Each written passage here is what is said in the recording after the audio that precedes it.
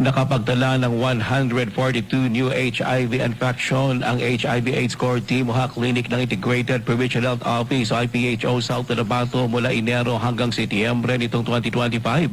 Kinumpirma ito ni IPHO Disease Prevention and Control Unit Head John Arlo Codilla. Ayon pa kay Codilla, sa bagong HIV cases sa lalawigan, 134 sa mga ito ay mga kalalakihan, 8 ang mga babae at 4 sa mga ito ay pawang buntis. Dagdag pa ni Codilla, kung pagpapatayan ng edad, may pinakamaraming HIV cases ang mga nasa 25 hanggang 35 years old na anya ay ang population at nasa productive age.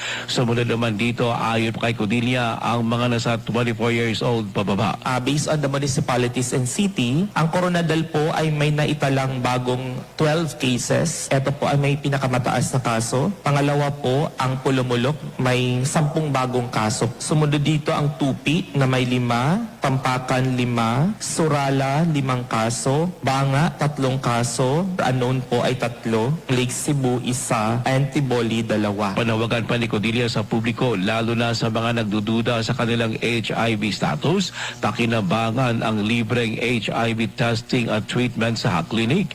Ayon pa kay Codilla, inilaan ng pamahalang panlalawigan ang 19 million peso sa kanilang general fund para sa HIV prevention, control at treatment.